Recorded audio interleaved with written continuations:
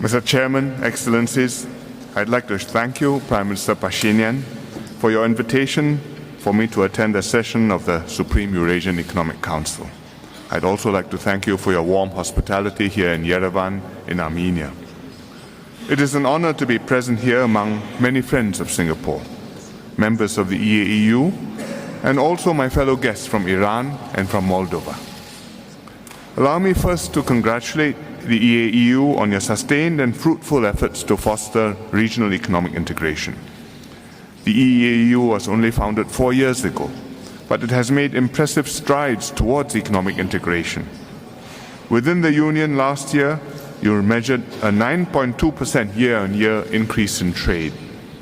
And you've also laid out ambitious goals to harmonize fiscal and monetary policy and to achieve macroeconomic stability. These efforts are especially remarkable in a climate where many countries are closing their doors on free trade and regional integration.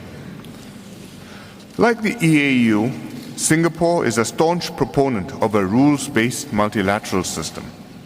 For small countries like Singapore, multilateralism is critical to our survival. We are an open economy.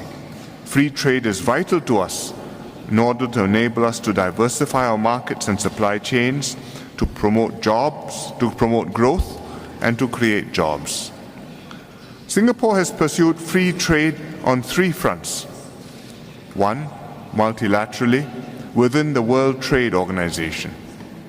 2, regionally, through groupings like the Association of Southeast Asian Nations, ASEAN, and also APEC, the Asia-Pacific Economic Cooperation Grouping, as well as partnerships like the Comprehensive and Progressive Agreement for Trans-Pacific Partnership, the CPTPP, and the Regional Comprehensive Economic Partnership, or the RCEP. Thirdly, we pursue free trade bilaterally with the US, the EU, China, India, and Japan, amongst others. And now, with the Eurasian Union. We take this multi-pronged approach because we recognize that multilateral approaches are not always the most ambitious or most efficient.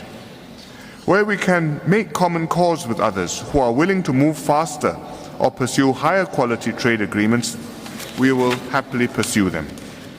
I'm therefore glad that we have found a like-minded partner in the EAEU and that we'll be signing the framework and non-services and investment agreements of the EAEU-Singapore FTA today.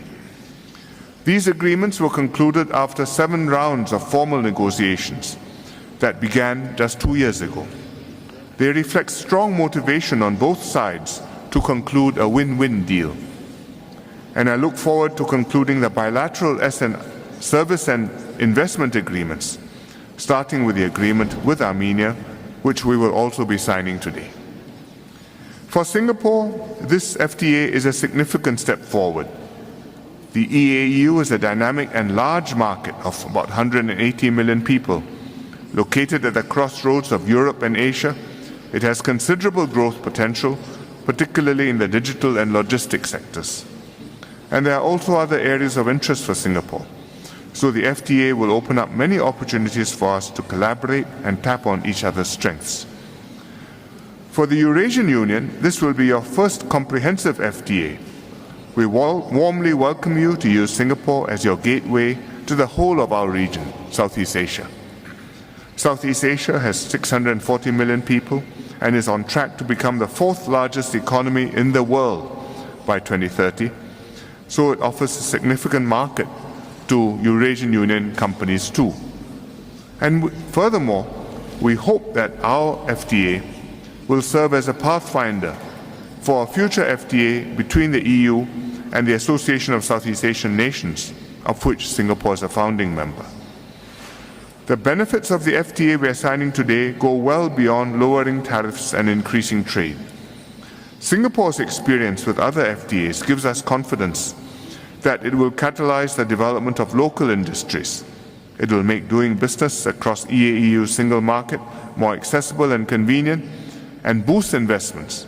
And it will help build people-to-people links as our businessmen get to know one another and build lasting partnerships. I am therefore confident that the FTA will draw our regions closer together and herald a new dawn in our relationship. And I'd like to thank my fellow leaders once again for your strong support. Thank you.